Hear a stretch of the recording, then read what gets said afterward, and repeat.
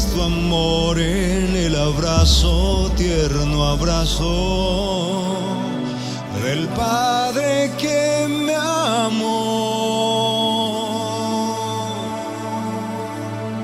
Es tu gracia soberana,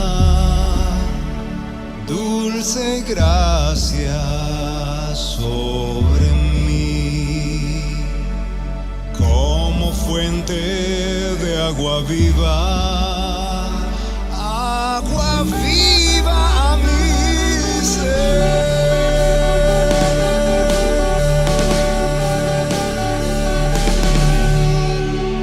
Iglesia Cristiana Reformada Agua Viva. Toda la Biblia y solo la Biblia. Bienvenidos. Bien, queremos enviar también, antes de iniciar, un saludo a la Iglesia Cristiana Reformada Agua Viva de Neiva, mi amigo pastor Germán Díaz, que creo que están conectados en este momento y los saludamos. Igual a la Iglesia Reformada Berkshire Shalom de Shelby Beach, Tennessee, en los Estados Unidos, y a nuestro amigo pastor David Carrera, al que deseamos que pronto se recupere. Se amenaza maldición y se les trata como si fueran unos incrédulos. Pero ¿es realmente esa proclamación carente de contenido el mensaje que nuestro Señor Jesucristo ha dejado en su palabra para que nosotros lo sigamos?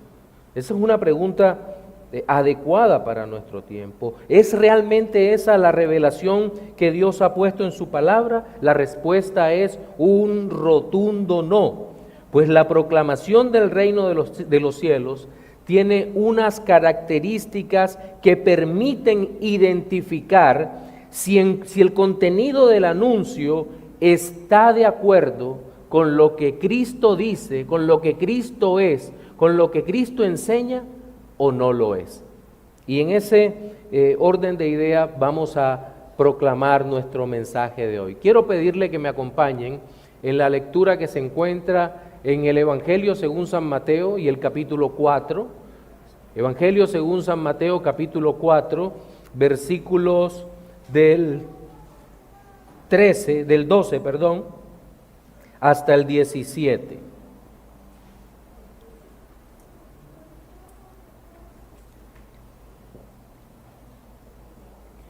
Dice: cuando Jesús oyó que Juan estaba preso, volvió a Galilea, y dejando a Nazaret, vino y habitó en Capernaum, ciudad marítima en la región de Zabulón y de Neftalí, para que se cumpliese lo dicho por el profeta Isaías cuando dijo: tierra de Zabulón y tierra de Neftalí, camino del mar al otro lado del Jordán, Galilea de los gentiles, el pueblo asentado en tinieblas vio gran luz, y a los asentados en región de sombra de muerte, luz les resplandeció.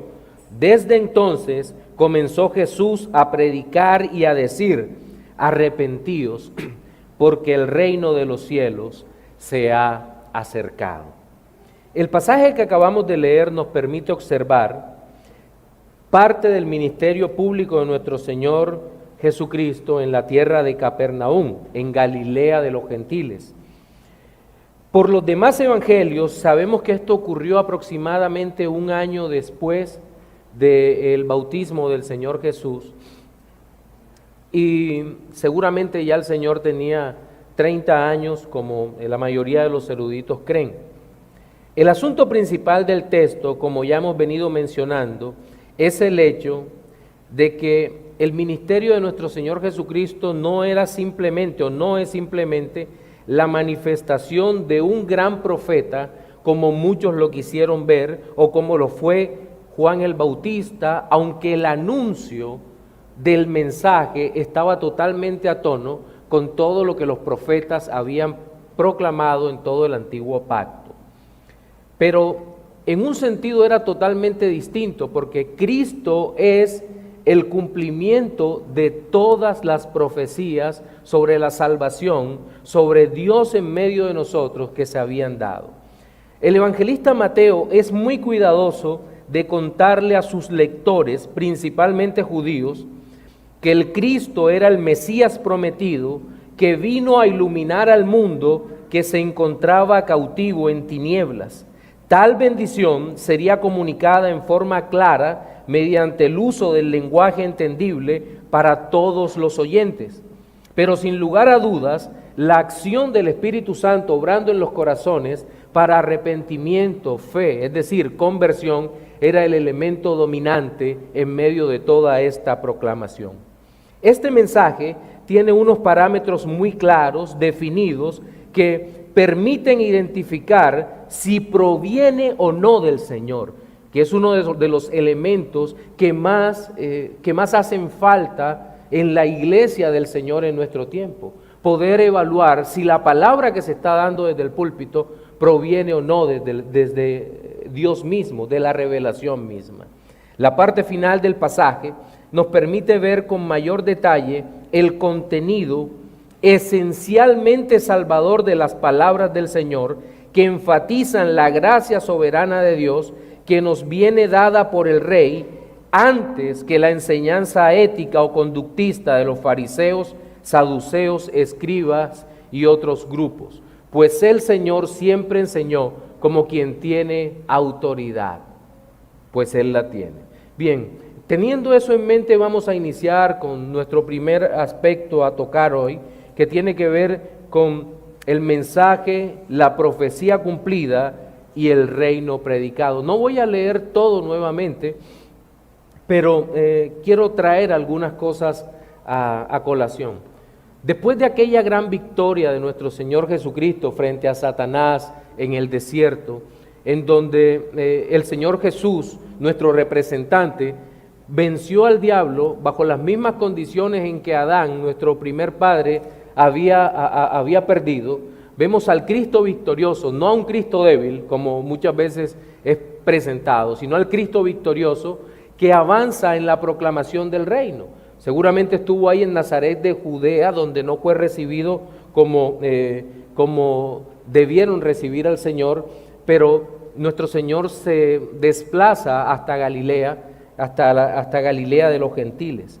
Todas estas ciudades que se mencionan en la Escritura, Capernaum y demás de la provincia de Galilea, son de una importancia que nosotros ni siquiera logramos imaginar para la historia de la redención. Tienen una importancia fundamental porque lo que el Señor habló, lo que predicó, lo que enseñó, lo que hizo, resuena hasta nuestros tiempos para la salvación nuestra como tal. Por eso tiene gran importancia en la historia de la salvación. El nombre de la ciudad, Capernaum, probablemente significa aldea de Nahum, pero como advierte Hendrickson, no es seguro que el lugar recibiera ese nombre por el profeta del Antiguo Testamento que predijo la destrucción de Nínive. Ahora bien, considero que la importancia del lugar no se debe a su extensión, a su influencia política o económica o por el desarrollo social de aquellas poblaciones. Más bien, entendemos que estos lugares eran poblaciones pobres, de pescadores, que vivían de una actividad particular, de la pesca y de la comercialización del pescado como tal, no del pecado, sino del pescado como tal. Y si una persona quisiera ser influyente, popular, seguramente no hubiera escogido Capernaum, no hubiera escogido Galilea como lugar donde centrar el ministerio. Estas son las cosas que Dios hace que son antiintuitivas. Es decir, uno pensaría que el Señor se movería hacia una gran urbe en el momento inicial de su ministerio o en ese momento de su ministerio y lo vemos moviéndose hacia una ciudad pequeña. Entonces, lo que nosotros podemos ver es que este lugar en el relato de Mateo se convertiría en el centro de actividad ministerial de nuestro Señor Jesucristo. Es más, en el Evangelio según San Mateo, nosotros podemos ver que aquí en Galilea el Señor llama a los primeros discípulos, el Señor realiza milagros, el Señor empieza a mostrarse. Si usted puede seguir leyendo del 17 en adelante cuando llegue a su casa y se va a dar cuenta que el Señor realizó una gran actividad, poderosa actividad en aquel lugar. Ahora bien, en el versículo 14 se nos dice que este movimiento que hizo el Señor Jesucristo no sucedió por azar, ni porque las circunstancias lo llevaran a eso, sino que fue para que se cumpliera la profecía. Para que se cumpliera la profecía. Y no queda la profecía en el vacío, sino que dice para que se cumpliera la profecía del profeta Isaías cuando dijo: tierra de Zabulón y tierra de Neftalí, camino del mar, al otro lado del Jordán, Galilea de los gentiles. El pueblo asentado en tinieblas vio gran luz, y a los asentados en la región de sombra de muerte, luz les resplandeció. ¿Por qué es importante Galilea? Porque Jesús llegó a ese lugar para salvar. Creo que eso debe ser suficiente, porque Jesús llegó a ese lugar para salvar.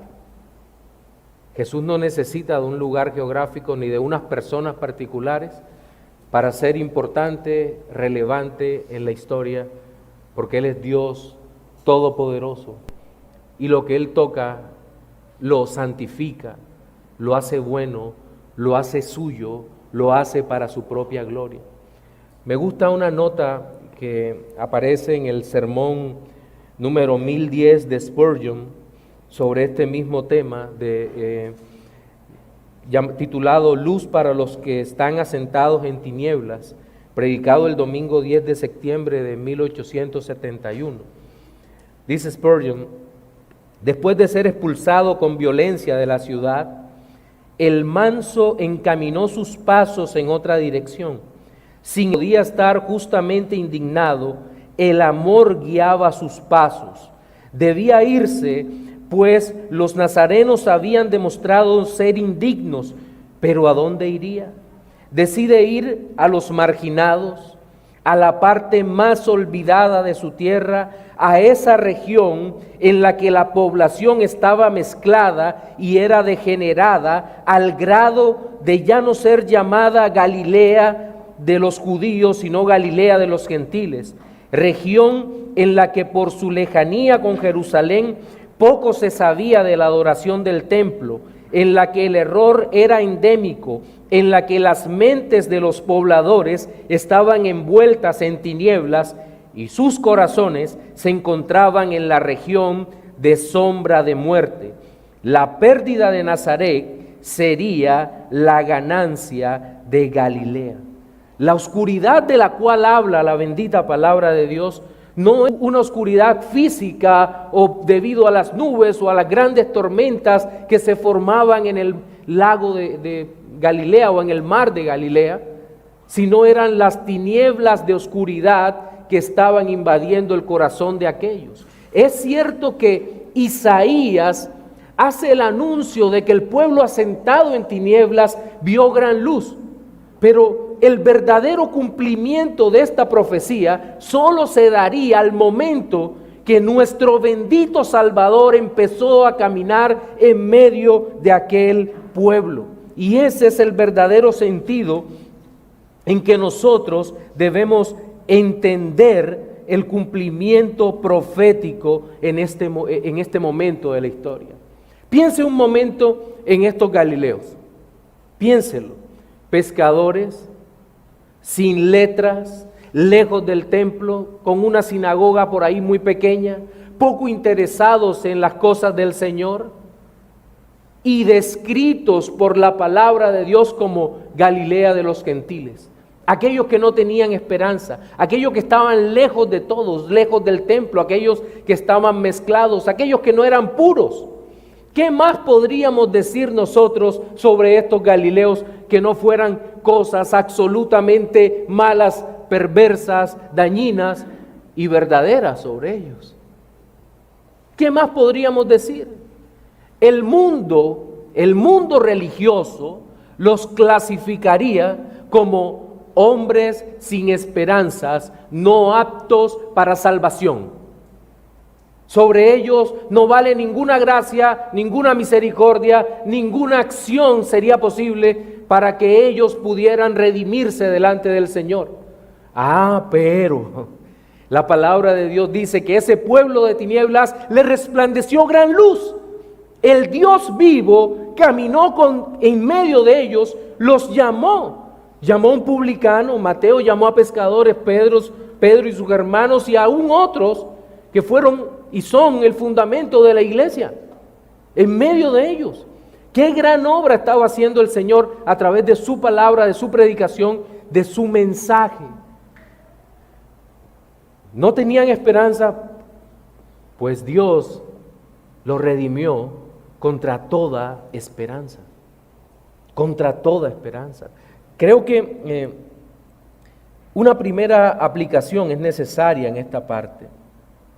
Y es que,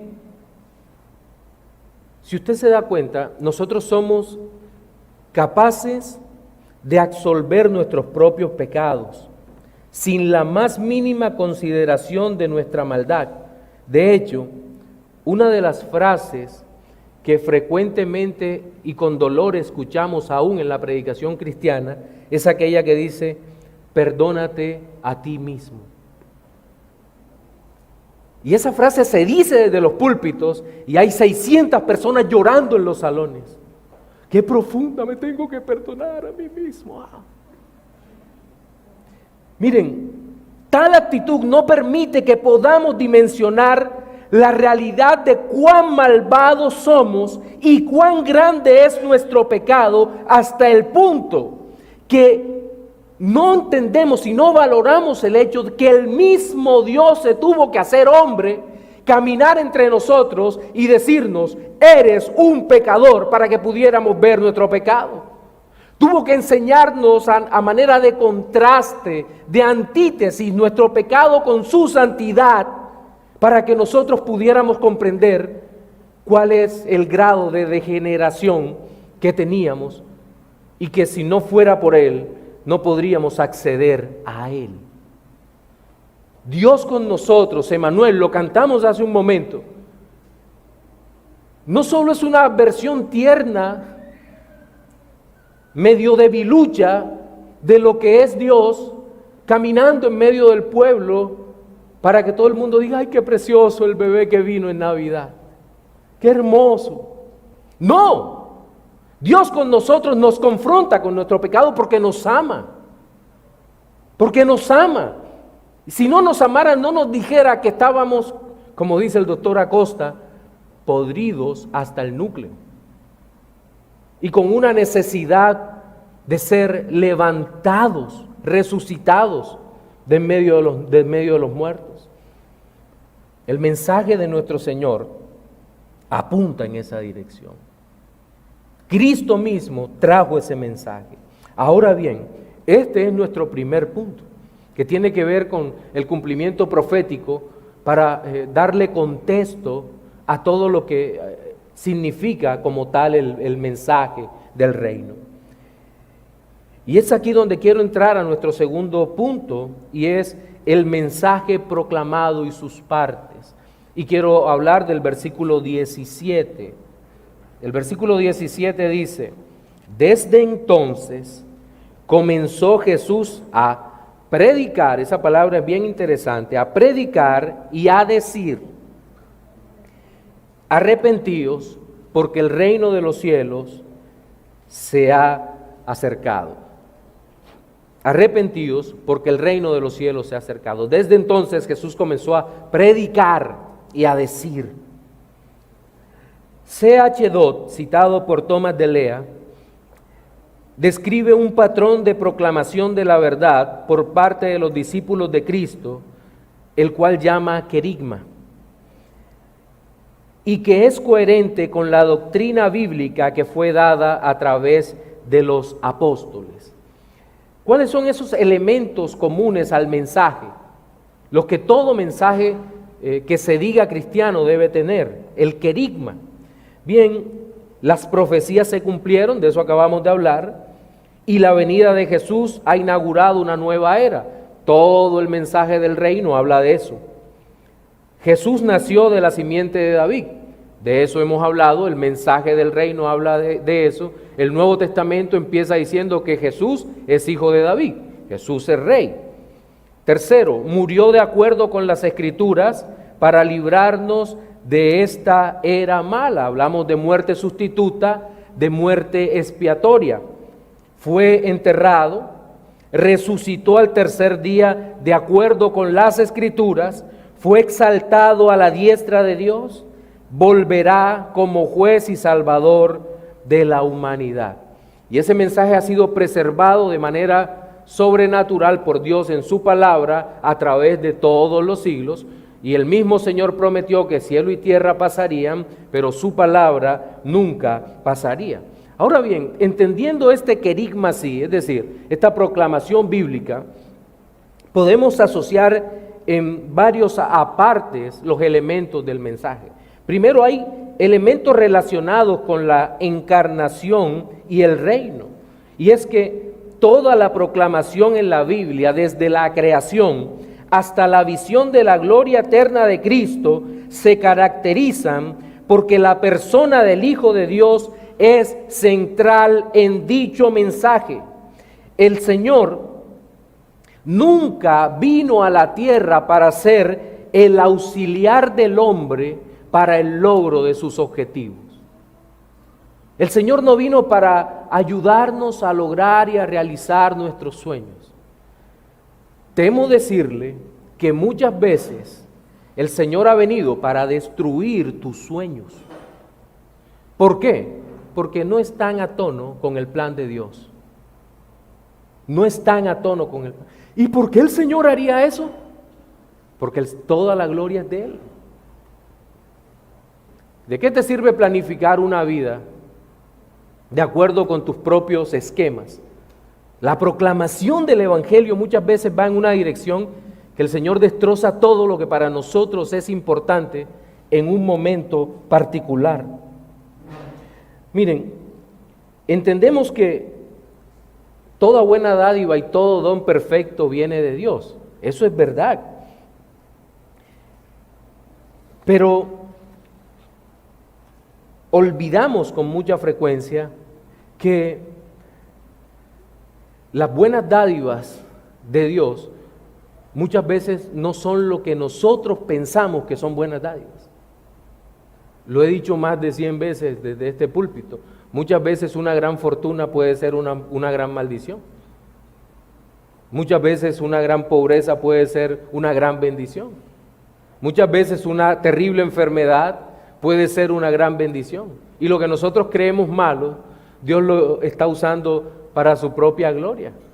Entonces, nosotros no podemos simplemente entrar a hacer una valoración tan mundana de las cosas que el Dios Todopoderoso hace en nuestras vidas. Todo el mensaje, toda la palabra de Dios, toda la proclamación, todo el querigma está centrado en Jesucristo, en que Jesucristo es el gran Salvador.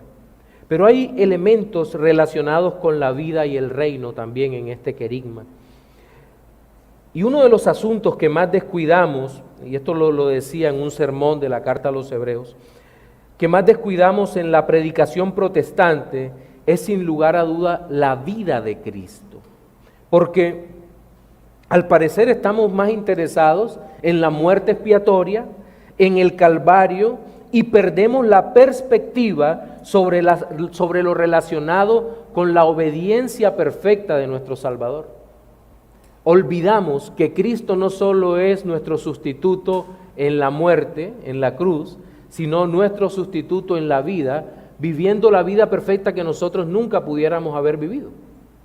Entonces, en ese sentido, tenemos que volver nuevamente a mirar en el mensaje, en el querigma, el mensaje de la vida de Cristo, y lo que tenemos que comprender es que si el mensaje del reino fuera solamente dirigido al cambio de conducta,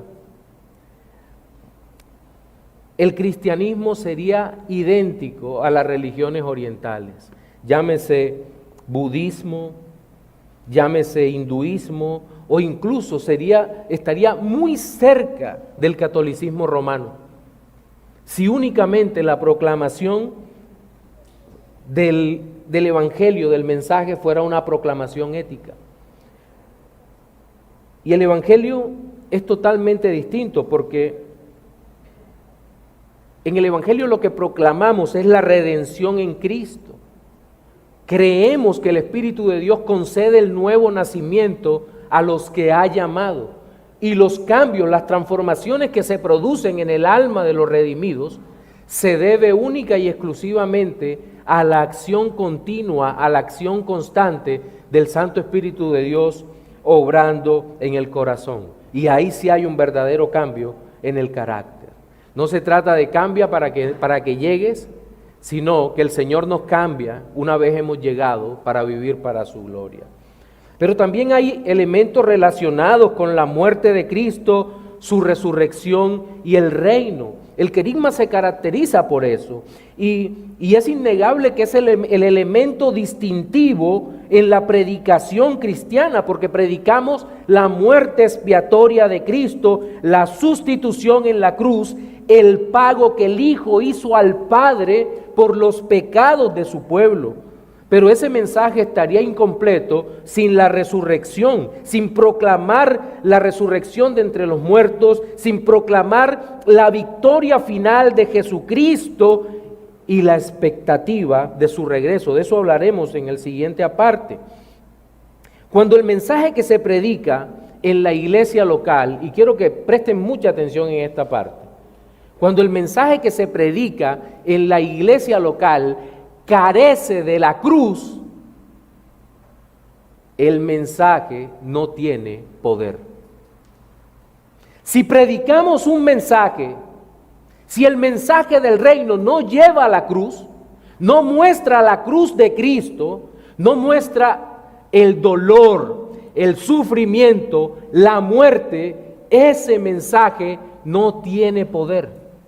Es una pérdida de tiempo. Es tal vez una demostración de oratoria de algún motivador que se para en el púlpito, pero no tiene ningún poder porque no es capaz de salvar. Ese mensaje no sirve. Es un mensaje diabólico. Cuando no se habla del Cristo de la gloria, se está predicando al diablo. Y eso no tiene ninguna duda. Cuando se hace que los hombres confíen en sí mismos más que en el Señor, el mensaje no tiene sentido. No tiene ningún sentido. No sirve. No es el mensaje del reino. El mensaje del reino, nuestro Señor Jesucristo nos dijo: quien quiera venir en pos de mí, viva feliz, siembre, en fin, eso dijo, en ninguna manera. Quien quiera venir en pos de mí, niéguese a sí mismo, tome la cruz y sígame. Y a veces pensamos, como dice George Erdon Lack en su libro El Evangelio del Reino, que tomar la cruz es la cruz de la enfermedad, la cruz de un mal jefe, la cruz de un mal matrimonio. ¿Eso es la cruz? Eso no es la cruz. En el contexto del mensaje del reino, la cruz siempre conduce a la muerte. No hay otra. Si Cristo dice, tome la cruz y sígame, en ese seguimiento es hacia el Calvario, a la muerte, a la crucifixión. Pablo decía, con Cristo estoy juntamente crucificado, por lo tanto, ya no vivo yo, mas Cristo vive en mí. Lo que ahora vivo en la carne, lo vivo en la fe del Hijo de Dios. Entonces, ¿qué está pasando? Miren, sobre este tema reflexionaba hace unos días y compartía con mi esposa cuando desayunábamos. Y le decía, parece que hay muchos creyentes que son como aquel Simón de Cirene, padre de Alejandro y de Rufo. Gracias a Dios creo que Simón de Cirene fue salvo posteriormente. Simón de Cirene llevó la cruz, creo que 1 milla conforme a la ley romana. La cargó, pero ¿qué hizo después? Aquí está tu cruz, yo para allá no voy. El que está condenado eres tú, yo me quito de acá. Claro, ese momento yo estoy haciendo una alegoría, entiéndase. Y creo que muchas veces el creyente como que asume esa postura. Es que desde el púlpito están diciendo, toma tu cruz. Bueno, voy a llevarla una milla. No sirve. Bueno, Dios dijo, el Señor dijo, al quien le pida que lleve la carga, llévala 2 millas. ¿Será que la llevo 2 millas? Bueno, 2 millas. No sirve tampoco. Tienes que subir al Calvario. Tienes que llegar al Calvario. Tienes que morir. Tenemos que morir. Y en eso está centrado el mensaje del reino. De otra manera, no tiene ningún valor para nuestra vida. A los que acusan de los aspectos prácticos, pues aquí está un aspecto práctico a considerar, el más importante de todo. Pero también el mensaje, el querigma, tiene elementos relacionados con el regreso de Cristo. El mensaje del reino posee este elemento escatológico. Escatológico es el final, el estudio de las cosas finales, el cual no puede olvidarse. ¿Por qué? Porque el elemento escatológico del mensaje está hecho para transmitir esperanza sobre la base de la realidad del inminente regreso de nuestro Señor Jesucristo. Y la proclamación de la iglesia que naciente, tanto del primero como del segundo siglo, estaba centrada en el hecho de que nuestro Señor Jesucristo regresaría por segunda vez de forma clara y visible, de tal manera que todo ojo le vería. Uno de los daños más grandes que ha causado al Evangelio, o que se ha causado el Evangelio en el presente, es la enseñanza premilenial dispensacionalista que proclama un rapto secreto de la iglesia y un trato diferenciado para la nación de Israel. Esto estimula, por un lado, la mentalidad escapista. Como me voy en el rapto, cuando la cosa se ponga fea en la tierra, no tengo por qué preocuparme por mi consagración. Y por lo general, cuando vienen demasiados sufrimientos sobre el pueblo, muchos se frustran, se apartan, denigran de Dios, porque se les enseñó a tener una mente escapista, una mente incapaz de transformar el mundo en el que viven, de velar por la familia en la que viven, porque creen que habrá algo así como una especie de segunda oportunidad. Ese es uno de los grandes problemas, pero en el otro es que le dan mayor valor al pueblo de Israel, del Israel nacional que en realidad tiene. Y entonces hacen todo un programa especial, particular de evangelio para el judío, sin entender que el Dios vivo ha llamado tanto a judíos como gentiles a través de Cristo, el único mediador. De tal manera que todo el que entre a esta vida eterna, a esta gloriosa vida, es solo a través de Cristo, no hay otra, no hay un segundo programa para el pueblo de Israel como tal. Ahora, eso no significa que entre dispensarios. Nosotros por lo menos, por ejemplo, sabemos que la venida de nuestro Señor Jesucristo fue el cumplimiento del tiempo, como lo dice Gálatas 4, 4 y 5. Permítanme, leo para ustedes, dice: pero cuando vino el cumplimiento del tiempo, Dios envió a su Hijo, nacido de mujer y nacido bajo la ley, para que redimiese a los que estaban bajo la ley, a fin de que recibiésemos la adopción de hijos. Estos versículos nos enseñan que el propósito fundamental de la acción de Cristo era redimirnos, comprarnos para que nosotros viviéramos para Él, para su gloria, para que fuésemos adoptados hijos suyos. Miren, nosotros no podíamos cumplir con la ley, estábamos condenados por la ley que tanto proclamaban los fariseos y los saduceos, que tanto pedían la ley, cumplir la ley. La misma ley los condenaba de una manera clara. Pero Cristo el Señor nos muestra en su mensaje, interpretamos su mensaje como que Cristo vino a redimirnos, su acción, su obra nos redimió y creemos en esa obra por la fe. El mensaje del reino que se debe predicar en este tiempo es exactamente el mismo mensaje que Cristo y sus apóstoles enseñaron en el primer siglo. Es decir, tenemos que hacer un llamado al arrepentimiento, debemos interpretar de esa manera que a través del mensaje llamamos al arrepentimiento y ofrecemos la gracia que solo Cristo puede dar. Hace tal vez un par de años, una persona que había estado pastoreando, un pastor joven, me llamó y empezamos a hablar sobre el tema del mensaje en este tiempo y de la interpretación del mensaje en este tiempo. Y entendí que todo estaba mal cuando aquel hombre me dijo, mira, el mensaje hay que hacerlo contemporáneo. La frase que él usó fue contemporaneizarlo. Inmediatamente se prendieron todas mis alarmas, porque recuerdo que cuando estaba haciendo la maestría en estudios teológicos tuvimos que leer cualquier cantidad de libros de teología liberal. Y yo entendía lo venenosa que es la teología liberal y cuando una persona que no tiene el fundamento bíblico fuerte empieza a leer la teología liberal, ¿cuánto daño puede producir en su alma?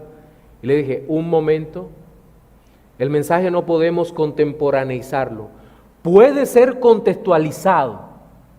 Es decir, presentar el mismo mensaje con palabras actuales, con ejemplos actuales, pero el mensaje no puede ser cambiado, porque el mensaje es el mismo. Cristo el Señor vino a la tierra, Cristo el Señor vivió una vida perfecta, Cristo el Señor murió en sustitución por su pueblo, Cristo el Señor fue sepultado y resucitó al tercer día de entre los muertos, y 40 días después ascendió a los cielos y desde allá intercede de manera eficaz por aquellos que ha salvado para su gloria. No hay otro mensaje, no hay, no puede ser cambiado, no puede ser hecho más atractivo para los jóvenes, para las amas de casa, para los hombres de negocios, para los niños. No, es el mismo mensaje para todos. Miren, cuando la predicación del Evangelio, cuando la predicación en la iglesia se centra en los bienes materiales que presuntamente el Señor dará, o en la mejora de la autoestima de los oyentes, o se centra en la construcción de una familia feliz, o cualquier otra cosa accesoria, antes que la gloria de Cristo, tal mensaje, aunque sea aún éticamente adecuado, carece del poder del Espíritu Santo para cambiar el alma. Y tal vez hay un elemento que nosotros no hemos valorado en el tiempo presente, y es que al parecer la diferencia en el mensaje de las congregaciones de superfe y aquellas que nosotros consideramos más conservadoras, la diferencia no es sustancial. Ambas son humanistas, ambas buscan su propio mensaje, ambas persiguen su propia justicia. En ninguna de las dos, Cristo es el centro del Evangelio. Pero el mensaje que transforma las vidas es el mensaje que se repite una y otra vez. ¿Cuál mensaje? Cristo. Seguramente al que no ha nacido de nuevo, para esa persona será muy aburridor venir a escuchar a las iglesias reformadas o a las iglesias donde se predica a Cristo todos los domingos el mismo sermón, de cualquier parte de la Biblia, de donde se tome.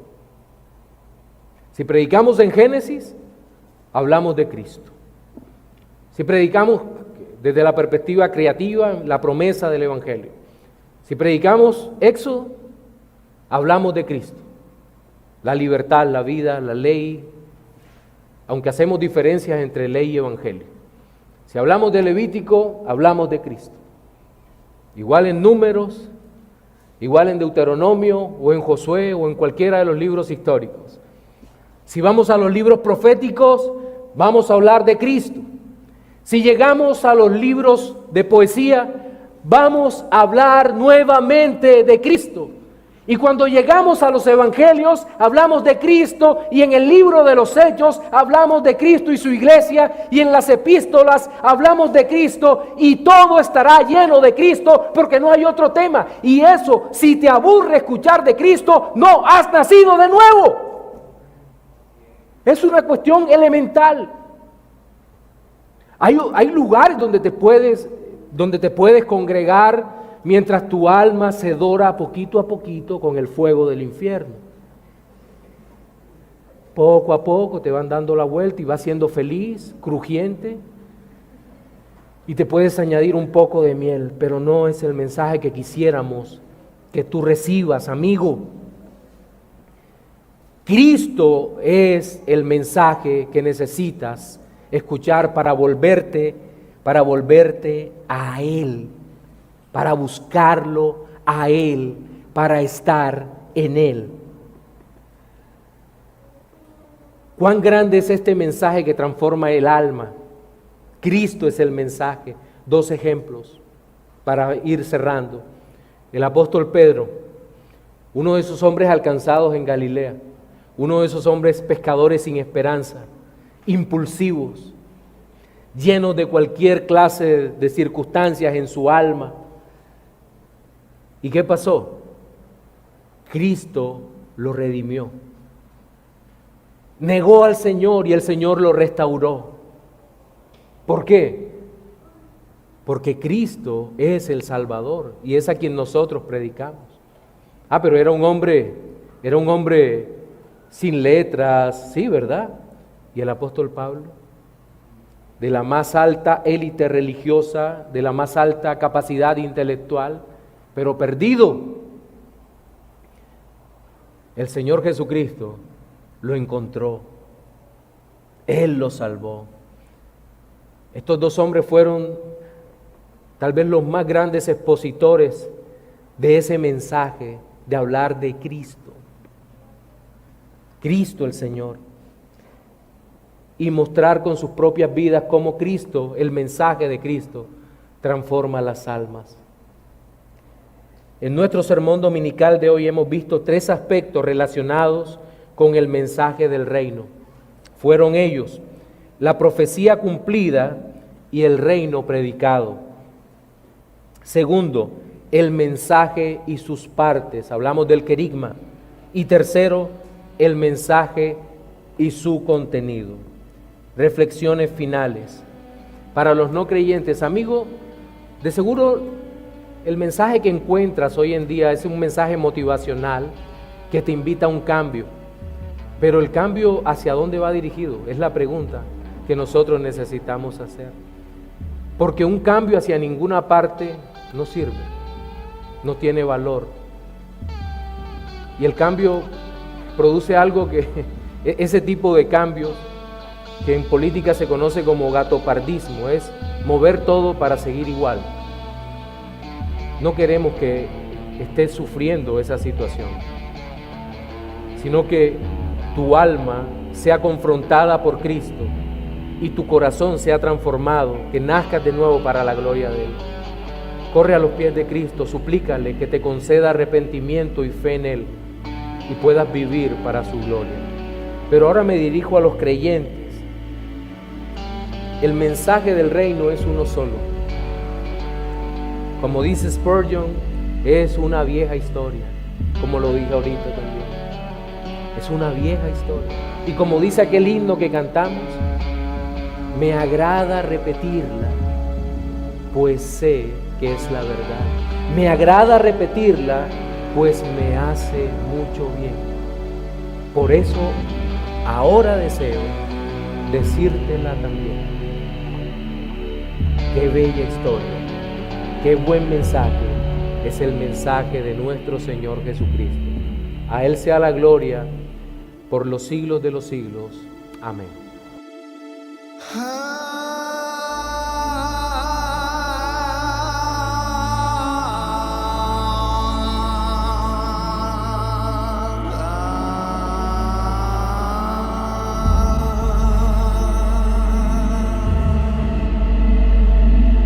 Es tu gracia soberana, dulce gracia sobre mí. Es tu amor en el abrazo, tierno abrazo del Padre que me amó. Es tu gracia soberana,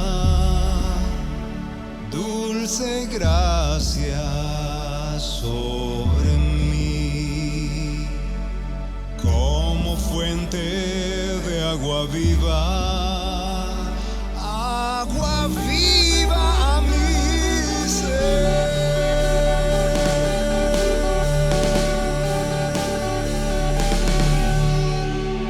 Iglesia Cristiana Reformada Agua Viva. Toda la Biblia y solo la Biblia. La gracia de Dios esté con todos vosotros. Hasta una próxima.